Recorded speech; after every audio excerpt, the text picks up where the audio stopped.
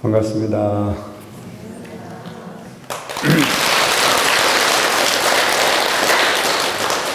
날씨가 무척 추워졌습니다.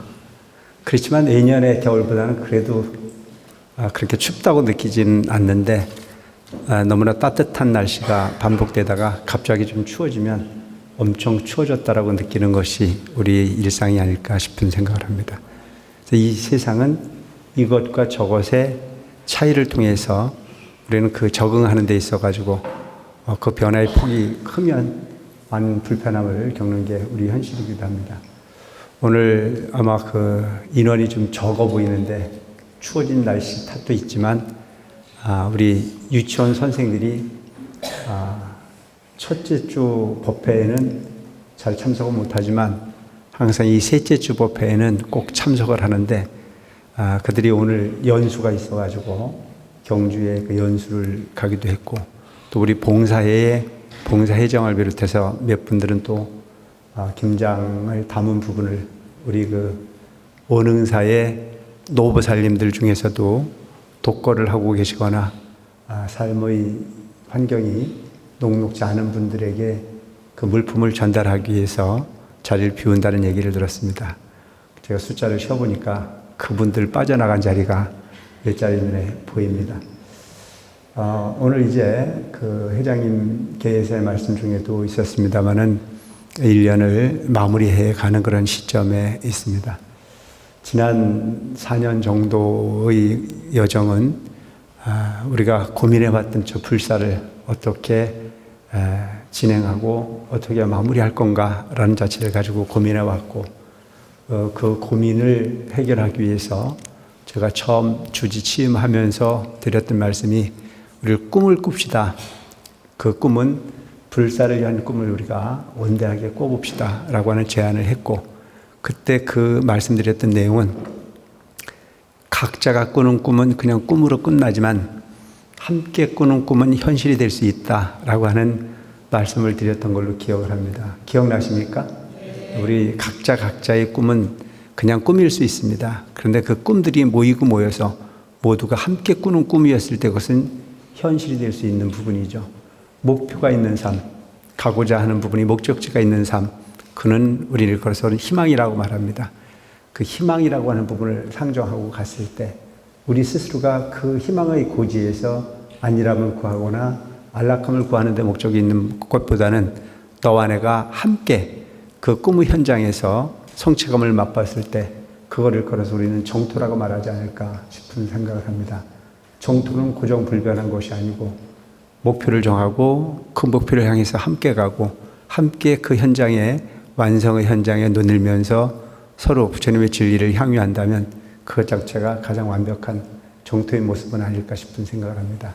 모쪼록 우리는 그 정토를 아직 완성하진 않았지만 그 정토라고 하는 목표를 통해서 함께 갈 수 있다라고 하는 목적지를 정하고 그 목적을 위해서 화합하는 모습이 오늘날 우리 원흥사에서 보여지고 있어서 퍽 다행스럽다고 생각합니다. 우리는 흔히 보면 먼 미래의 꿈을 이루기 위해서 현실을 부정하는 그런 경우들이 무척 많습니다.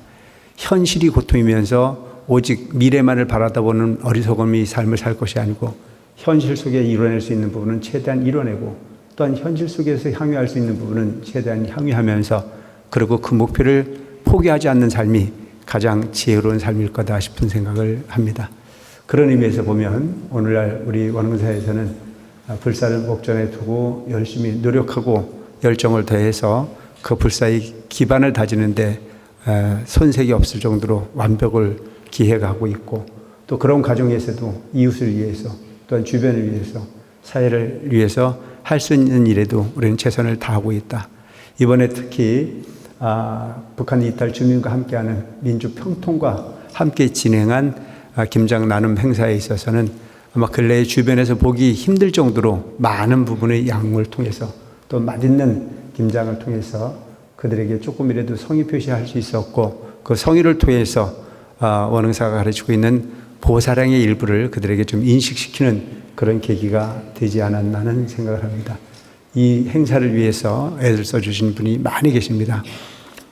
우리 그 시장 보러 다녀서 애를 쓰는 재무위원들을 비롯해서 또 그 신도들을 수급하기 위해서 수많은 전화 통화를 위해서 애쓰신 교무위원, 그리고 주방에서 많은 봉사하셨던 회원들과 더불어서 신행단체를 아우르면서 김장 행사에 직접 동참해 주신 우리 부녀위원, 각 신행단체, 특히 합창단, 우리 다도회, 이름이 있는 모든 단체들이 빠짐없이 오셔서 노력하신 결과로 우리 회장님이 잠깐 언급했던 내용이 바로 그런 내용이었습니다. 김장 행사를 한다고 하니까 외부에 있는 그 내빈들이 오늘 아침에 가서 하루 종일 2,000포기의 김장을 하려면 하루 종일 가서 붙들려 있어야 되겠다. 오늘 아주 죽은 날이다 라고 생각을 했는데, 우리는 그들의 입장을 충분히 헤아려서 전날 이미 95% 정도의 김장을 우리끼리 다 담아서 준비를 했고, 그들이 오셔서는 잠깐 동안 상징적 부분의 의미를 더하는, 그래서 그 동참해 준 부분만으로도 크게 감사할 수 있는 그런 분위기를 연출한 모습을 보면서 역시 원흥사는 대단하다라고 하는 그런 평가를 받았습니다. 이런 좋은 평가를 받을 수 있도록 그 보살행에 동참을 해주신 우리 신도 회장님을 비롯한 모든 분들이 노고에 감사를 드리면서 모두를 위해서 큰 박수를 한 번 더 보내주셨으면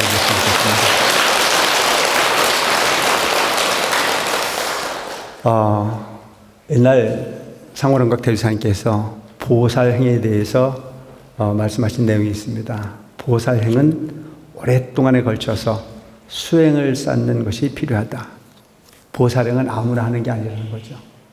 수행에 의한 보살행이 진정한 보살행일 수 있다. 여러분, 우리가 왜 기도를 한다고 생각하세요? 우리가 왜 수행을 해야 된다고 생각하십니까? 우리가 수행을 하지 않거나 부처님의 가르침을 이해하지 못했을 땐 보살행에 대한 생각을 하기보다는 나의 이익을 우선하는 부분의 삶이 우리 삶으로부터 그렇게 존립하기 시작합니다. 어머니 뱃속에 나오는 우리들은 심리적으로 누군가에게 뭔가를 주는 걸 알고 옵니까? 누군가를 통해서 뭔가를 얻는 것을 알고 시작합니까?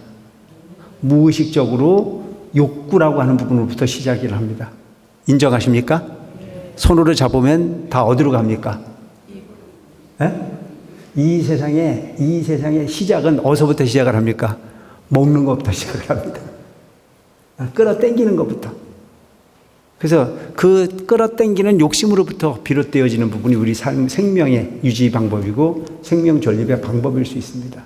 그렇다면 누군가에게 끊임없이 나의 삶을 위해서 끌어당기는 부분이 욕구를 만들었다면 누군가는 주었다는 얘기입니까? 안 주었다는 얘기입니까? 나는 내 스스로 잘나서 산 것이 아닙니다. 누군가의 희생을 통해서 나는 그렇게 사라진다라고 하는 자체를 자각할 필요가 있습니다. 조건이 없이 우리 어머니는 그렇게 나를 베풀어 희생하셨고, 조건이 없이 나의 아버지는 그 무거운 어깨를 견뎌가면서 나를 키워주셨다. 그렇게 시작한 삶의 결과를 우리는 너무 당연스럽게 받아들이는데, 수행이라고 하는 부분이 장들을 통해서 그에 대한 은혜를 돌려주는 방법을 궁리할 수밖에 없습니다. 난 이것이 진리라고 생각합니다. 그래서 사랑은 위에서부터 아래로 그렇게 흐르게 되어 있습니다. 그런데 조금만 돌려주면 그것을 엄청나게 줬다고 생각하는 것이 우리 인생입니다. 내가 받은 부분은 시작서부터 지금까지 끊임없이 누군가를 통해서 공급받았고, 그 누군가의 희생을 통해서 나는 존재했는데도 불구하고 거기엔 감사함은 별로 없습니다. 그리고 누구에게가 조금만 돌려주면 그 돌려준 분만이 기억이 납니다. 그래서 옛날 큰 스님들께서는 준 거를 기억하지 말고 받은 것에 감사하고 살아라. 준 것을 기억하고 받을 것을 기억하면 고통스럽지만 받은 것을 기억하고 감사한 마음을 일으키고 준 것을 적게 생각한다면 항상 나는 겸손해질 수 있습니다.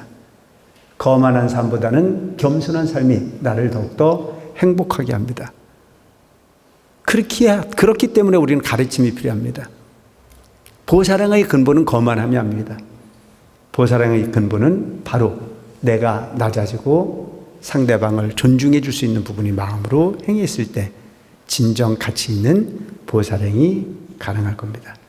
그래서 보살행은 오랫동안 수행하지 않으면 진정 실행하기가 어렵다라고 사무엘 대주사님께서는 말씀을 하고 계십니다. 그 보살행의 첫째는 보시입니다. 보시란 제보시, 법보시, 무예시가 있습니다. 누군가에게 물질적 부분은 대단히 중요한 부분의 역할을 이야기합니다. 먹고 남아서 주는 사람 없습니다. 물질은 아무리 많이 가져도 만족을 갖지 못하는 부분이 무력이라고 저는 생각합니다. 여러분 그렇지 않습니까?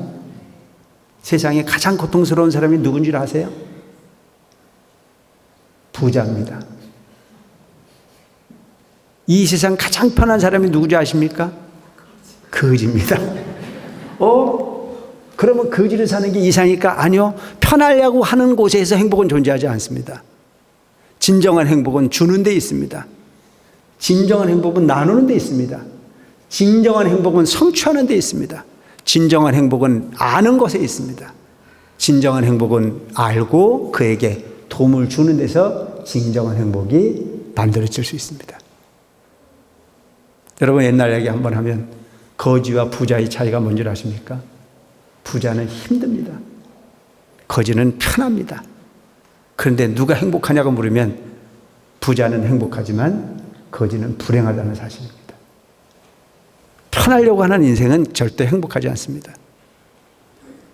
그래서 옛날에 거지가 거지 아들에게 한 말이 있습니다. 옛날에 거지가 어디 샀습니까? 요즘 거지는 어디 살아요? 요즘 거지는요, 노숙소에서 살아요. 세련된 거지는 어디가 삽니까? 지하철에 삽니다. 근데 그 옛날에 거지는 지하철 같은 게 없었기 때문에 다리 밑에 살았어요. 그래서 어느 날 가을역 풍요로움이 난무하는 가을역에 많은 농부들이 타작을 했습니다. 그 타작을 할 때는 우리는 하는 말이 있습니다. 이렇게 바쁜 날에는 하루 벌어서 열을 먹는다. 결과를 얻기 위한 풍요의 가을. 그 가을에 타작을 해서 한쪽에서는 말리고 한쪽에는 타작을 하고 정말 부자들은 바쁘게 그렇게 시간을 보낼 수밖에 없었습니다. 일일이 열함추다. 하루의 그 시간이라는 자체는 그렇게 시간을 쪼개 써도 아까울 정도로 바쁘게 시간을 보내고 있었어요. 근데 그 거지는 할 일이 없습니까? 없어요. 그래서 다리 밑구녕에서 아주 편하게 시간을 보내고 있다가 갑자기 먹구름이 몰려오더니 소나기가 툭툭 떨어지기 시작합니다. 농부들은 그래잖아도 바쁜데 소나기가 내리기 시작한다면 바빠야 안 바빠야? 정신없이 바빠요. 그 알곡이 비에 젖을세라. 그래서 동분서주하고 있을 때 거지가 가만히 생각해 보니까 참 팔자가 좋은 건 그 농부가 팔자가 좋습니까? 거지인 내가 좋습니까? 부러우세요? 부러우면 해드릴게. 그래서 본인이 생각해 보니 참 팔자가 거지 팔자가 상팔자야. 그래서 옆에 있는 아들에게 한마디 합니다. 야 이놈아, 너는 복 받은 줄 알아라. 네가 만약에 저 부잣집 농부의 아들로 태었다면 지금쯤 정신이 없이 바쁠 텐데 네가 내 아들로 태었기에 신발짝 하나만 들여놓으면 끝나는 그 인생이 얼마나 행복하고 좋냐라고 얘기를 합니다. 여러분 절대 부러워하지 마세요. 그러니까 이 세상 삶이라는 자체는 그 물질이라고 하는 부분을 비워버리고 나면 아무것도 아닌 듯 하지만 그 물질이 없이는 또한 내가 할 수 있는 일이 없어요. 그래서 우리가 돈을 벌어야 되는 이유에 대해서 제가 설명을 좀 드려볼게요. 부자가 되어야 되는 이유. 첫째, 돈이 있으면 안정과 평화가 있습니다. 가고 싶은 곳을 갈 수 있고 먹고 싶은 것을 먹고 있고 하고 싶은 부분을 할 수 있는 기회가 넓어집니다. 며칠 전에 어떤 청소년이 하나 그 부모가 데리고 왔어요. 아이를 어떻게 교육을 해야 될까 뜻대로 되지 않는다는 이야기를 하길래 제가 그 아이한테 그런 얘기를 했습니다. 지금은 너를 치면 지금 하루를 열심히 공부를 하면 미래의 기회가 너한테 넓게 올 거고 이 하루를 눈 감고 없는 듯 편안하게 지내면 너의 삶의 기회는 좁아질 수밖에 없다. 그런데 그 넓고 좁음의 차이는 엄청난 차이를 불어일으킨다. 열심히 공부를 해두면 너를 오라는 곳이 많다. 그리고 너가 편안하게 일할 수 있는 기회가 많다. 그리고 너가 하고 싶은 일을 폭넓게 선택할 수 있는 기회가 너에게 주어지지만 네가 현실 속에 지금 삶이 너무 재미없어서 그 하는 공부가 지루하고 그 하는 공부가 하기 싫어서 그 하루를 눈 감고 편안하게 지내다 보면 너의 기회는 좁아질 것이고 선택의 기회는 고통스러움을 요구할 것이며 네가 할 수 있는 기회는 특히 제한적일 거다. 하루 종일 뼈가 부서져라 일을 해도 20만 원 받기가 어려운 인생일 건데 네가 공부를 잘해서 좋은 곳에 네가 가고 싶은 곳에 가서 기회를 잡아 취업을 한다면 그냥 설렁설렁 해도 하루에 4, 50만 원 너에게 주어진다면 너는 어떤 일을 하고 싶으냐고 물었어요. 당연히 뒤에 가는 곳에 가고 싶대요. 그렇다면 지금 당장 엄마를 위해서 공부한다고 생각하지 말고 아버지를 위해서 공부한다고 생각하지 말고 너 자신의 곧 닥쳐올 미래를 위해서 그렇게 공부해야 되는 이유가 거기에 있는 거다. 네가 지금 당장 친구들과 어우러져서 여기에서 못된 짓 하고 저기에서 폼 잡고 가는 부분을 너를 멋있게 봐줄 사람 다 한 사람도 없다. 근데 지금 너가 도서관에 가서 밤을 낮삼아 공부하고 너가 오는 잠을 쫓아가면서 살을 끄집어 공부를 한다면 너를 위대하게 보고 그 부분이 있어야 너에겐 어마어마한 기회가 함께할 거다. 난 여러분들에게 말씀드리고 싶어요. 지금 이 순간 오는 잠 다 자고 하고 싶은 짓 다 하고 우선 친구들과 어우러져 다니고 그리고 뭐 그냥 이곳저곳 시간 때우기 위해서 왔다 갔다 하는 부분이 삶이 훨씬 재미있고 훨씬 시간 잘 간다는 건 알고 있어요. 하지만 이 도량에 와서 관세음보살 부르고 봉사하고 보시하고 재미없는 그 일을 차초의 내일이라고 생각해서 행을 한다면 여러분들이 삶의 미래는 그 학생의 미래를 담보하듯 영겁에 안락을 구할 수 있는 정토의 주인공이 될 수 있다는 점을 꼭 기억하셨으면 좋겠다는 생각을 합니다. 우리는 항상 우리 아이들에게는 그렇게 하면 네 인생이 잘못된다라고 하는 걸 경고하면서도 내 자신은 내 앞길을 제대로 쳐가지 못하는 어리석음에 처해가는 모습을 본다면 그나 나나 다를 바가 없는 중생인 것은 분명하다 싶은 생각을 합니다. 3일 수심은 천재고요 100년 탐으로는 일조질이나 3일 동안 닦은 마음은 천년의 보배요 100년을 탐한 재산은 하루아침에 티끌에 불과한 부분입니다. 100년을 살지 못하는 삶의 가르침을 그렇게 자녀에게 전달하고 싶어서 자녀에게 인식시키고 싶어서 가슴 젖뜯어가며 고민했던 우리들은 과연 천년을 고민하거나 억겁의 윤회를 고민해 본 적이 있는가 자기 자신에게 한 번쯤 냉정하게 질문해 볼 필요가 있는 부분이 아닐까. 부처님께서 중생을 걱정하셨던 부분은 부모가 현재 자식이 하는 삶을 걱정하는 것 이상으로 크나큰 걱정으로 중생을 제도하고 중생을 이끌어내시기 위해서 그렇게 부처님께서는 우리에게 오셨다는 점을 꼭 기억하시고 과연 우리는 부처님 불자로서 이름만이 불자가 될 것인가 아니면 그 행동마저도 불자로서 손색이 없는 삶을 살고 있는가를 잘 자문할 필요가 있겠다는 생각을 합니다. 그래서 돈이 있으면 재정적인 걱정을 줄여가면서 보다 차분하고 행복한 삶을 살 수 있는 것이 돈의 이력이다. 그래 여러분 반드시 부자 되시기 바랍니다. 아시겠죠? 부자 되셔야 돼요.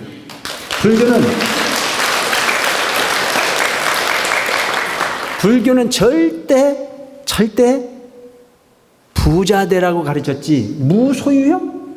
무소유는 여러분들이 하는 거 아니에요. 무소유는 누가 하는 거냐? 나 같은 사람이 하는 거예요.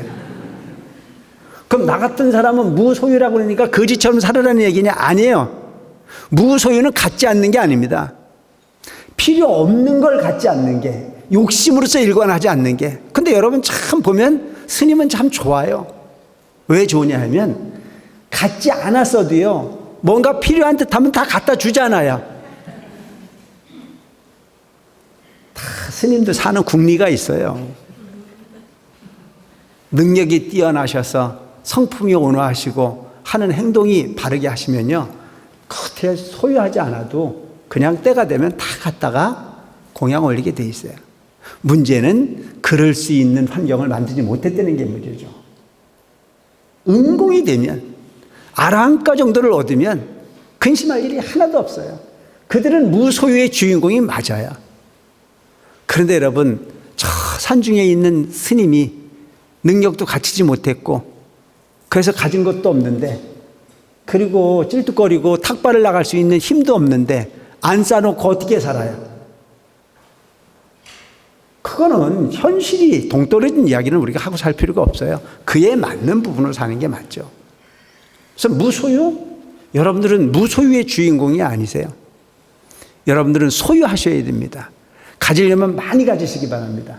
근데 그 많이 갖고 있는 그 부분을 혼자만 먹고 살겠다고 애쓰지 마시고 보시하시기 바랍니다. 아시겠죠? 필요한 사람에게 나눠주는 그 행위, 그게 진정한 공덕이 있어요. 그래서 뭐라고 그래요? 흘러가는 물도 또 줘야 공덕이다. 마음의 공덕이에요. 그래서 나만 먹고 살겠다라고 하는 부분은 중생이지만, 내가 가지고 있는 그 성실한 노력으로서 얻어진 부분의 대가를 누군가에게 나눠서 함께 가고자라고 하는 부분이 마음, 그것을 일컬어서 우리는 재보시라고 합니다. 그 재물적 부분이 보시라고 하는 부분, 용기 있는 사람만이 가능한 일입니다. 우리가 흔히 보면 그런 게 있어요. 99섬 농사를 진 사람이 한 섬 농사를 진 사람 보고 뭐라 그런대? 99섬의 농사를 진 사람이 한 섬 농사를 진 사람 보고 뭐라 그런대요? 뭐라 그래? 채워달라고 그러지. 나는 99섬밖에 못 가졌으니까 알량한 한 섬 농사 진 너는 거지가 어차피 거지니까 버리고 내 걸 적어서 나를 100이라는 숫자를 채우고 싶어 하는 부분이 우리 욕망이라는 얘기입니다. 그래서 부자가 괴로운 이유가 그거예요. 근데 그 부자를 숫자 채우는 부자가 되지 마시고 마음으로 나눌 수 있는 부자로 사신다면 진정한 부자의 가치가 주어진다는 사실을 꼭 기억하고 가시기 바랍니다. 아시겠죠? 근데 여러분, 채워서 뭐 할 건데요? 부자는요, 부자의 행위를 하기 위해서 부자가 되는 거예요. 부자가 부자의 행위를 하지 않으면 부자가 아닙니다. 예를 든다면 99섬 농사 진 사람이 100섬 채우려고 못 먹고 앉았는 거나, 나처럼 아예 없어갖고 못 먹고 앉았는 거나, 그놈이나 나나 똑같잖아요. 인정하십니까? 그거는 부자가 아니에요. 99섬 농사를 지었기 때문에 그 99섬으로 내가 먹고 남는 부분을 그 누군가에게, 필요한 사람에게 그렇게 마음으로 나눌 수 있는 부분, 가치 있게 쓸 수 있는 부분이 진정한 부자인 거죠. 그렇게 살았을 때 부자는 존경받을 수 있습니다. 그래서 여러분, 부자가 되시되 욕먹는 부자 되지 마시고 존경받는 부자가 되시기 바랍니다. 아시겠죠? 이게 행복이에요. 나눠줄 수 있을 때 나눠줄 수 있는 부분이, 그게 부처님 가르침의 본질이다. 그래서 부자가 되면 보시하고 베풀 수 있는 여유가 생긴다. 또한 자비를 실천할 수 있어요. 내가 가지고 있는 게 있어야 자비를 실천하지, 가지고 있는 게 없는데 뭘 갖고 자비를 실천할 거예요. 근데 우리 원흥사는 참 보면 그런 분들이 여러 분 계셔서 너무너무 감사를 드립니다. 정말 하나같이 사업을 하셔서 힘든데도 불구하고 기회만 있으면 부처님 전에 공양 올리려고 애쓰고, 기회만 있으면 대중이 하는 부분도 중요하지만 난 대중을 위해서 이렇게 하겠다라고 마음을 내시는 분들이 많이 계시기 때문에 짧은 시간인데도 불구하고 우리가 원하는 부분의 불사의 기초를 충분히 다져가고 있는 게 아닌가 싶은 생각을 합니다. 또한 부자가 돼야 자기 발전도 할 수 있고 자기 개발도 할 수 있고 교육도 받을 수 있고 또한 여행도 갈 수 있어요. 또한 창조적인 부분의 삶을 만들어갈 수도 있습니다. 그러니까 부자에게는 세상을 사는 부분이 기회가 넓고 가난한 사람에게는 그런 기회가 적어질 수밖에 없다는 사실. 그렇게 여러분 반드시 세상의 주인이 되려거든 부자 되시기 바랍니다. 부자가 되기 위해서는 그냥 부자가 되겠다라고 꿈을 꿀 것이 아니고 뭐가 돌아가야 돼요? 머리가 돌아가야 돼요. 어? 그 기회를 잘 잡아야 된다니까. 근데 그 기회는 누가 와서 가르쳐 주는 게 아니야. 그래서 그걸 우리 일컬어서 뭐라고 그래요? 운이 있어야 된다. 운. 그게 대단히 중요한 부분이에요. 자, 그런 면에서 하나를 내가 소개를 한다면 이런 거예요. 우리 신대장님 잘생겼죠? 네. 전생에 지은 게 많아. 근데 우리 신대장님이 라이온스 총재를 하셨어요. 근데 그 전에 사업을 뭘 하셨냐면은 여러분 잘 아실 거예요. 심산유곡 아시죠? 창원 사람 치고 심산유곡 모르는 사람이 없었어. 심산유곡을 경영을 하셨어. 근데 그 심산유곡을 경영을 하면서 내가 버는 돈을 가지고 사회에 봉사를 해야 되겠다. 그래서 라이온스 총재를 하려면 돈을 많이 써야 돼. 그래서 내가 그때 속으로 생각했던 게 그렇게 쓰는 것도 좋지만 나한테 갈 거면 더 좋을 텐데 이런 생각을 했어. 그렇다고 그 돈을 내가 어떻게 하겠다는 얘기가 아니고 저렇게 좋은 마음을 낼 거라면 부처님전에 공약을 올리는 것도 꽤 의미가 있겠다. 이런 생각은 내가 할 수 있잖아요. 스님의 입장이니까. 왜? 세상은 지만 알거든. 그 스님이 알고 있는 부분은 사회를 몰라. 스님이 알고 있는 부분은 절밖에 몰라. 또 내가 꿈꾸고 있는 부분은 불국정토가 되는 게 꿈이야. 세상의 모든 사람들이 다 부처님 믿었으면 좋겠어. 여러분들은 그런 생각 안 들어요? 세상의 모든 사람들이 다 부처님 가르침 실행하고 부처님 가르침대로 착한 사람 되고 부처님 가르침대로 세상을 산다면 구태여 우리는 죽어서 극락 갈 필요가 없고 어디가 극락이야? 여기가 극락을 만들었으면 좋겠어. 이게 부처님께서 꿈꿨던 세상이고 이게 대주사님께서 꿈꿨던 세상이니까. 또 나는 그 부분에 부응해서 출가를 살고 있는 나이기 때문에 그런 생각을 잠시 했던 적도 있었어. 근데 회장님께서 정말 라이온스 총재를 하면서 폭넓은 사회를 경험하시고 수많은 사람들 만나보시고 그러면서 사업 구성을 하셨겠죠. 근데 그러다가 코로나 전국이 왔어요. 그러니까 코로나가 왔을 때에 어떤 생각이 들어요? 코로나 때 망한 직업 많아요. 그 중에 가장 큰 타격을 입은 게 심산유곡이야. 청소 안 됐겠지. 누가 공중 그 환경을 갑니까? 전부 다 모이면 뭐 좀 못 모이게 했던 게 그 당시 사실. 근데 이미 회장님은 그런 걸 염두에 두셨는지 어쨌는지 이 부분을 내가 병원을 만들어 가야 되겠다. 과감하게 사업 구상을 바꾸셔가지고 그 코로나 전국 내내 뭐 했냐면은 심산유곡을 병원으로 인테리어를 하기 시작하셨어요. 수년의 시간을 통해 가지고 병원이 완성이 됐어요. 코로나가 거의 지나갈 무렵에 병원이 오픈이 되셨고 그 병원은 최고의 병원이 되셔서 지금도 환자를 다 수용하지 못할 정도로 많은 환자가 몰려오는 병원으로 성공을 했습니다. 여러분 이것은 우리 신대장님이 머리를 써서 그랬을까요? 운이 있어서 그랬을까요?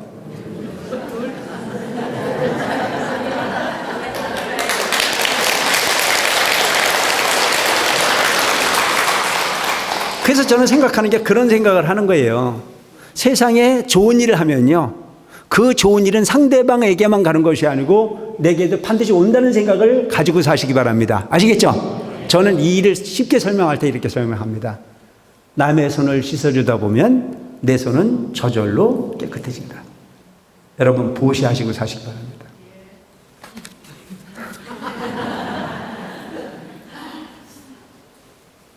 그것은 특별한 사람만이 누군가를 위해서 좋은 일을 할 수 있다고 생각하지 마세요. 그래서 이 보시에는 세 가지 보시가 있다고 그랬잖아요. 재보시.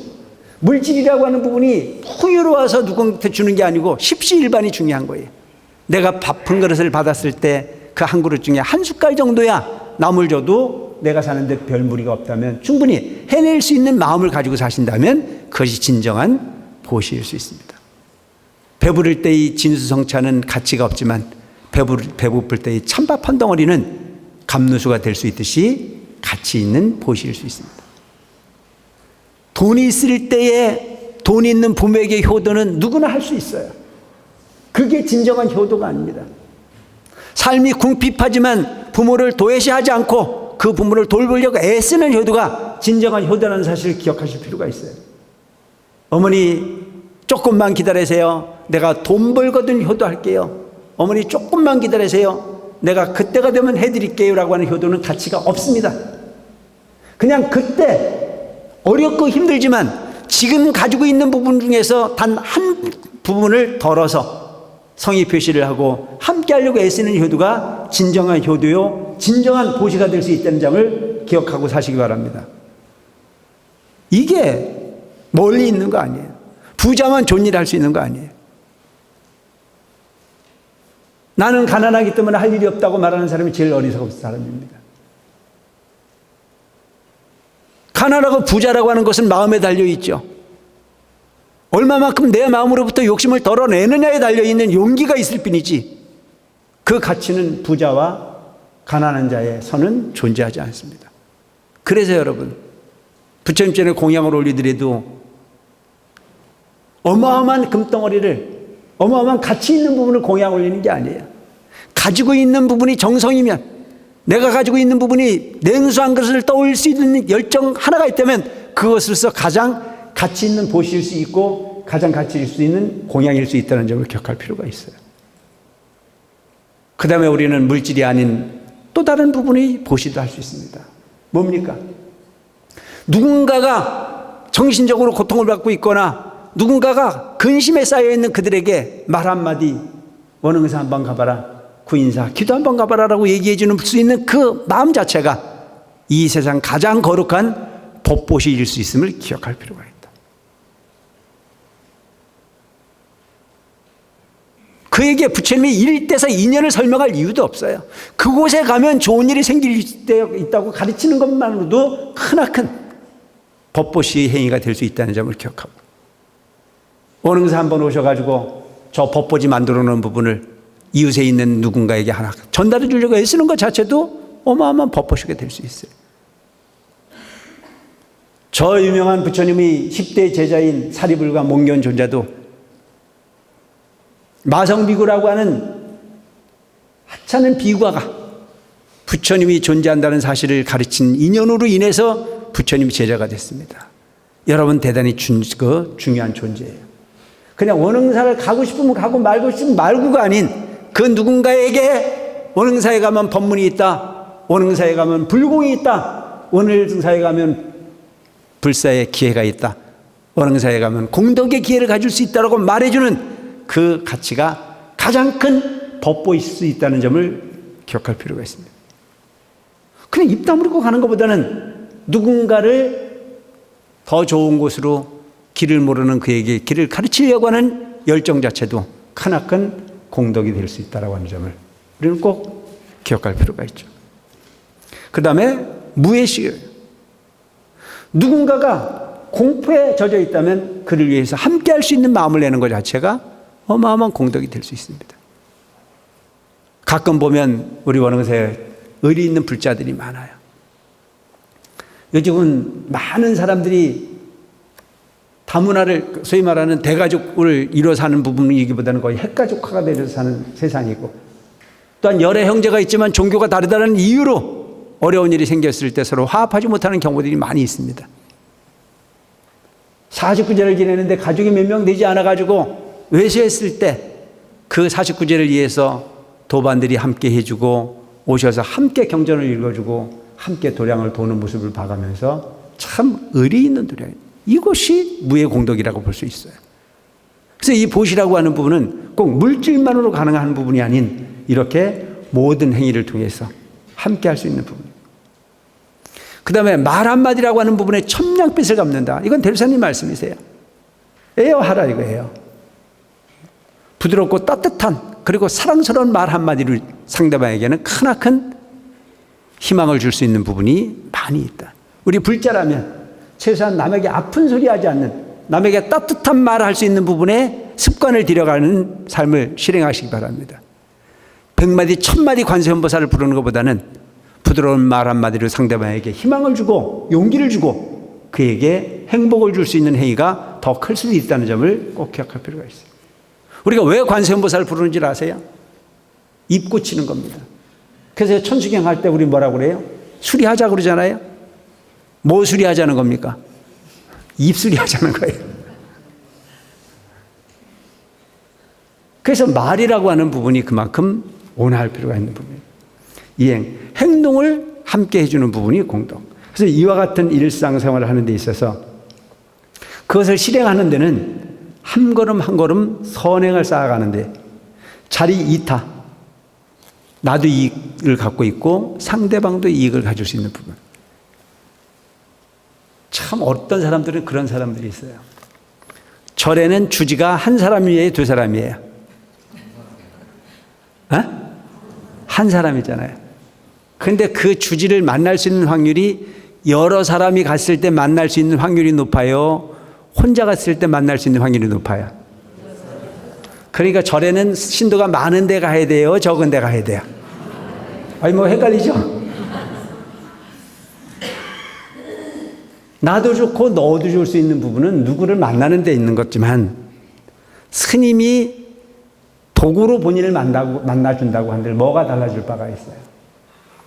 저 하늘에 있는 태양은 밝게 빛나지만 수천 개, 수만 개, 수십만 개의 촛불로도 그 태양을 당할 수 없듯이 바로 부처님의 가르침은 차별이 없는 지혜의 가르침이다. 거기에는 더불어 함께 했을 때 가치가 있는 부분이니 절대 욕심내지 말고 함께 하려고 하는 마음을 해라. 그래서 여러분 반드시 나의 이익을 가지려거든 남을 이익되게 하려고 하는 마음을 가져라. 자리 이타라. 그래서 불교는 처음에 올 때는 나를 위해서 오지만 와서 열심히 수행하고 정진하다 보면 남을 위하는 부분으로 나를 위하는 방법을 가르치는 것이 부처님 가르침의 본질이라는 점을 꼭 기억할 필요가 있다. 그래서 이렇게 나도 깨닫고 남도 깨달을 수 있는 보살도를 성취하는 것이 불교의 궁극적 목표다. 마음 가운데 정법의 신앙이 뿌리를 내리면 무력에 대한 참심이나 명예욕의 집착이 없어지지만 일체의 집착이 없어지게 되면 남을 위해 봉사하고 조금이라도 선한 일을 하고자 하는 마음으로 변하게 된다. 이 이치가 어떤 이치냐면 마음에 부처님이 정법의 마음을 심고 뿌리를 내리게 되면 무력, 여러분 불교 이치를 알고 나면요 무력이라고 하는 부분이 영원히 나를 이익되지 않는다는 점을 알아요. 왜냐하면 이 세상의 모든 부분은 다 재행 무상이야. 물질 내 거라고 도장 찍고 내 거라고 은행에 갖다 맡기고 비밀번호 설정하고 다 하지만요 그건 숨 쉴 때까지 내 거예요. 인정하세요? 숨 쉴 때까지 내 거야. 그리고 숨 떨어지고 갈 때는 내 거예요, 아니에요? 꿈 깨세요. 하나도 내 게 없어요. 그래서 대주사님께서 크게 말씀하신 게 뭐예요? 이 세상에 내 것이 어디 있나? 사용하다 버리고 갈 뿐이다. 이거 인정하시죠? 그렇기 때문에 있을 때 잘해. 숨 쉴 때 잘 쓰세요. 그냥 놓고 가면요 그거는 전혀 내 자식에게는 좀 도움이 될지 모르나 별로 나하고는 관련 없는 부분이 될 수밖에 없다는 점을 우리가 기억할 필요가 있다. 그래서 되도록이면 나 죽고 난 다음에 49제 지내될래 하고 얘기하는 것보다는 그냥 살아서 49제 지내고 가는 게 나아. 뭔 얘기냐면 죽어서 수천만 들여서 49제 다 지내달라고 애쓸 거 없고 살아서 나를 위해서 복짓고 가는 인생을 살아가시기를 바라요. 그게 훨씬 더 내가 볼 땐 가치 있는 삶일 것 같아요. 그래서 공덕을 지려거든 살아서 줘야 돼. 내가 마음으로 누군가에게 베풀면 그것이 나를 가장 윤택하게 할 수 있는 공덕의 씨앗이 된다는 점을 기억할 필요가 있다. 그래서 번뇌를 끊는 것이 수행자의 이상이다. 번뇌를 끊는 게 우리가 기도하는 그 이유잖아요. 그래서 눈만 감으면 온갖 생각이 나야 안 나야? 그걸 가지고 우리 뭐라고 따라서 해요? 번뇌. 그 번뇌는 생각을 물고 가잖아요. 그래서 모든 수행을 하는 사람은 그 번뇌를 끊는 것이 가장 완벽한 목표가 되지만 번뇌에 빠져 사는 사물의 실상을 보지 않는다는 것이며 다소 불편한 점이 있더라도 모든 사람들은 번뇌라고 하는 부분이 완전히 없어지길 바라는 사람이 많이 있어요. 물론 가능해요. 산매에 들면. 그런데 여기서 대주사님께서 말씀하시는 부분은 번뇌가 있어도 그 번뇌를 제어할 수 있어야 된다. 번뇌가 일어나는 건 당연해요. 근데 그 번뇌에 끄들려 가지 않는 거예요. 그 어떤 사람들은 보면 하나가 일어나면 그 하나가 일어난 부분에 꼬리를 물고 한 번도 끊어버리지 못하는 경우가 많아요. 근데 그냥 그 부분은 일어나더라도 무시해버리고 그냥 내 마음의 본질로 찾아 들어오면 잠깐 끊는 것이 연결이 되면 길게 끊어질 수 있는 부분 방향까지 오게 돼 있어요. 그래서 이 부분이 참선에 드느냐 화두에 드느냐 여러 가지 이야기를 하는데 이걸 가장 쉽게 가르친 것이 대주사님이 가르침의 관음주송이에요. 그래서 관세음보살을 부르는 소리를 내가 소리를 내고 그 소리를 내기를 들으려고 자꾸 애써가다 보면 일어났던 생각이 저쪽으로 뺏겨갔다가도 끊고 관세음보살로 돌아오는 걸 반복하다 보면 저절로 그 번뇌로부터 자유로워질 수 있다는 얘기입니다. 아시겠죠? 요거 해봐야 돼요. 그래서 관세음보살을 부르면 그냥 마음이 한꺼번에 고요해지는 건 아니에요. 딴 생각이 일어나는 건 당연한 건데 일어나는 부분에 계속 점점 끄들려 가지 말고 일어나거든 관세음보살 부르기 소리를 내가 더 크게 내서 그 소리를 내가 듣는 거에 자꾸 올인하려고 애쓰다 보면 나중에는 그 번뇌가 점점 엷어져서 내 마음은 더 번뇌와 별개인 나를 만들어갈 수 있다. 이게 대주사님께서 말씀하신 내용이에요. 그래서 이 세상의 불변한 진리란 모든 것이 변이하고, 자, 이 세상의 모든 부분은 변해야 안 변해요? 모든 부분은 다 변해요. 그래서 재행무상, 대주사님께서는 이 세상의 불변한 진리는 모든 것은 다 변한다 이거죠. 그러니까 재행무상이라. 그리고 이 세상의 모든 부분은 상의 상간의 존재를 하고 있다. 뭐예요? 인과로 얽혀 있다. 다 연결고리가 있다. 상의 상존의 관계가 조화되고 있을 때에 편안함이 있는 것이리라. 이 세상엔 어떻게 인연을 맺느냐에 따라서 편안함을 만들거나 불편함이 만들어지는데 문제는 좋은 사람을 좋게 보는 사람은 좋은 결과를 얻을 수 있으니까 행복해요, 안 행복해요? 행복해요. 그런데 나쁜 사람인데 좋은 사람이라고 받아들이면 고통이 생겨요, 안 생겨요? 그럼 그 받아들인 건 누가 받아들인 거예요?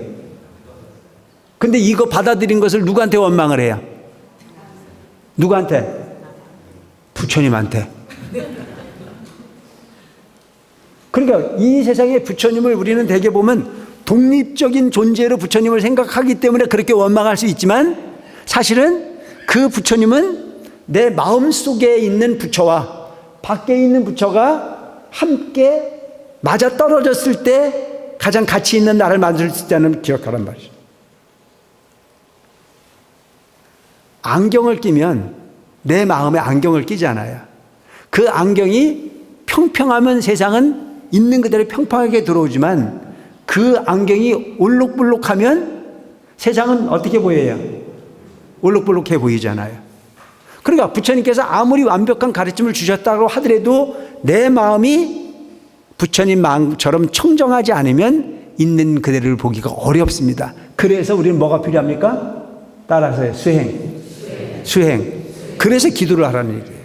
그 마음을 만들어내기 위해서 번뇌가 없는 나를 만들기 위해서 노력해라.